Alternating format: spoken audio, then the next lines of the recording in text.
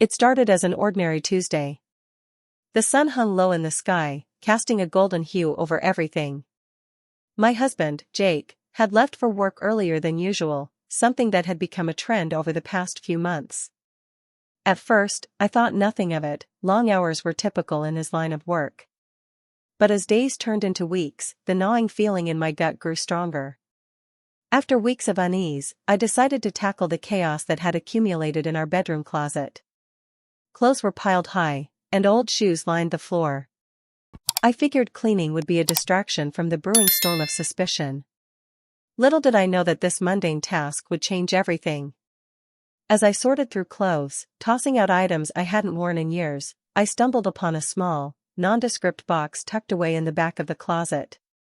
I pulled it out, intrigued. It was locked, and my heart raced with curiosity.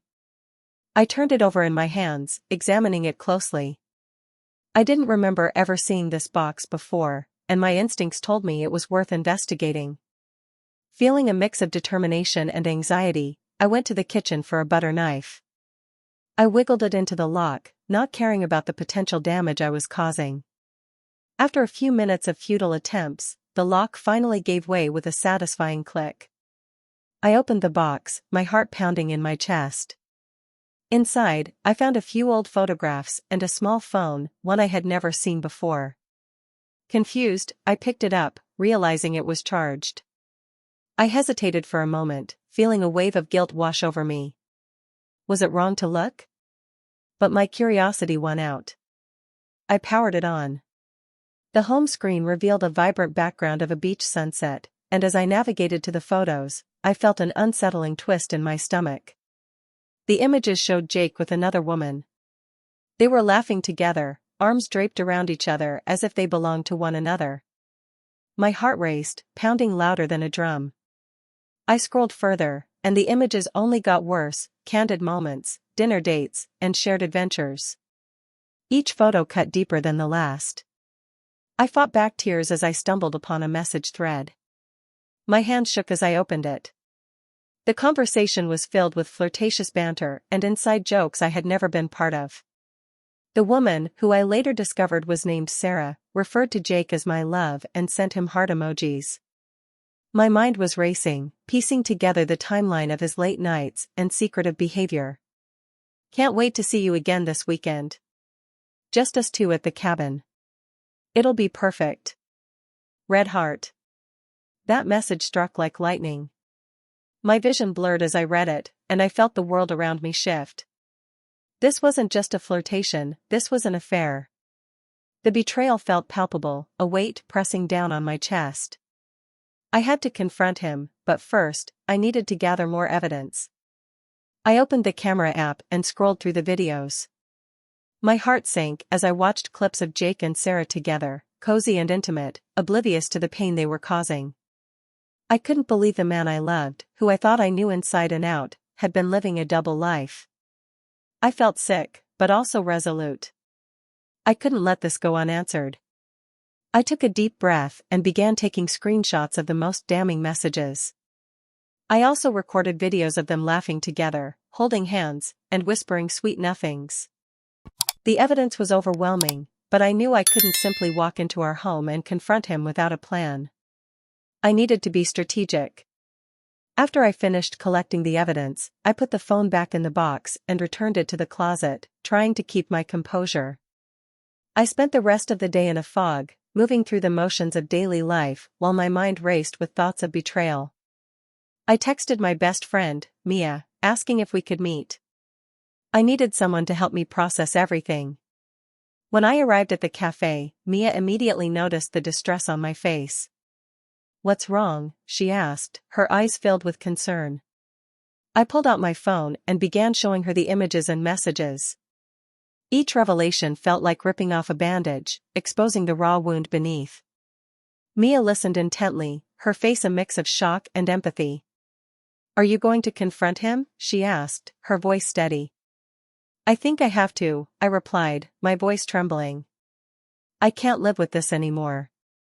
"Just be careful," she warned. "You deserve the truth, but it could get messy." That night, I prepared myself for the confrontation. I set the scene, lighting candles and pouring a glass of wine for myself. I wanted to be calm and collected, despite the whirlwind of emotions inside me. I also decided to record the conversation on my phone, just in case I needed evidence later. When Jake walked in, I could see the tension in his shoulders immediately. "Hey. You're home early," he said, trying to act casual. "Yeah, I wanted to talk," I replied, my heart racing. "About what?" he asked, taking off his coat and hanging it on the back of a chair. "About this," I said, pulling out the box from the closet and placing it on the table. Jake's expression shifted from confusion to panic in an instant. "What's that?" he asked, voice rising slightly. I opened the box and revealed the phone. "This. I found it in our closet, along with these." I spread the photos across the table, each one a dagger to the heart. "Who is she, Jake?" His face went pale as he realized I had discovered everything. "It's not what you think," he stammered, stepping back as if the evidence was physically pushing him away. "Not what I think? Then what is it?" I demanded, my voice trembling with a mix of anger and hurt. She's just a friend." "I swear, it didn't mean anything," he pleaded, desperation creeping into his tone. "Just a friend?" I echoed, disbelief flooding my voice. "These photos tell a different story. You were planning a weekend getaway with her. How could you do this to me?" He swallowed hard, his eyes darting away from mine. "I didn't mean to hurt you. It just happened. We connected at work, and it spiraled out of control." I shook my head, the weight of betrayal crashing down on me.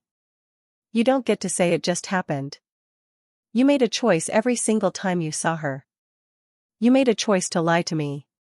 Tears streamed down my face as I looked at him, searching for any shred of remorse. "What did you think I would do if I found out? Just ignore it? Pretend everything was fine?"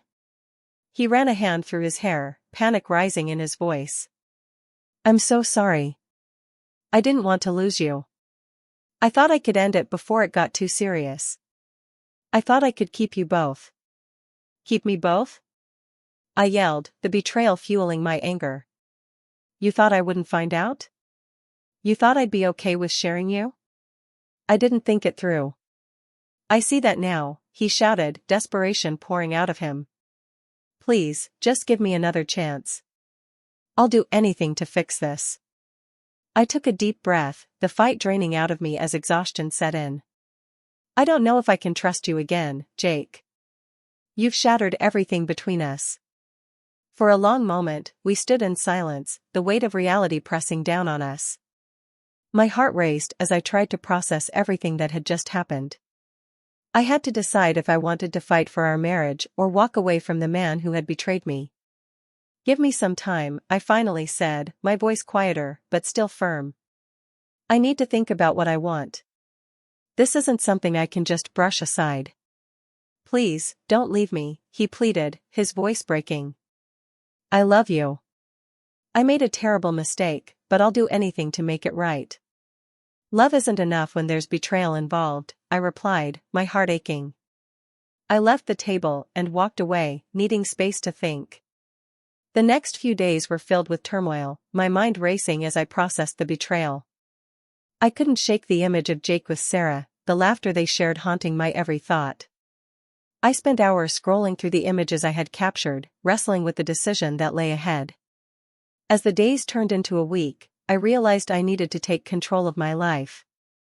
I reached out to a therapist, determined to work through my feelings and understand what I truly wanted. With each session, I found clarity and strength, and the fog of betrayal began to lift. I learned to prioritize my own well-being, acknowledging that I had the power to choose my path. Finally, after much soul-searching, I decided to confront Jake once more.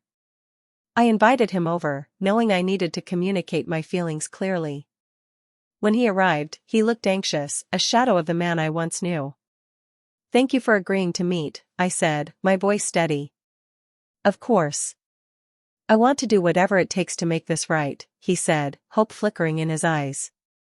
"I appreciate your willingness to work through this," I replied, "but I've come to a decision. I need to put myself first. I can't stay in a relationship built on lies and betrayal. He looked devastated, the color draining from his face. Is there no way to fix this? I can change. I'll do anything. I took a deep breath, my heart heavy. I know you're sorry, but trust can't be rebuilt overnight. I need space to heal and figure out what I want for my future. For now, I think it's best if we part ways. He nodded, tears welling in his eyes. I understand. I'm so sorry for everything. As I watched him walk away, I felt a mix of sadness and relief. I knew I had made the right decision. It would take time to heal, but I was determined to rediscover my sense of self. In the weeks that followed, I focused on rebuilding my life. I took long walks, started a new fitness routine, and reconnected with friends. I surrounded myself with positivity and support, learning to love myself again. Eventually, I began to see the light at the end of the tunnel. I rediscovered my passions and started volunteering at a local shelter, finding joy in helping others.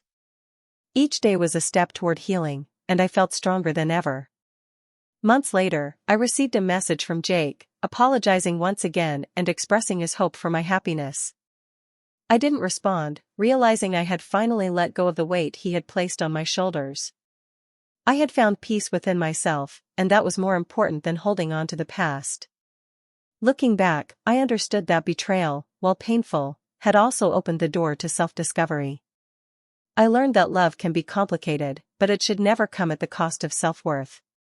And as I stepped forward into my new life, I embraced the freedom that came with reclaiming my narrative, ready to face whatever the future held.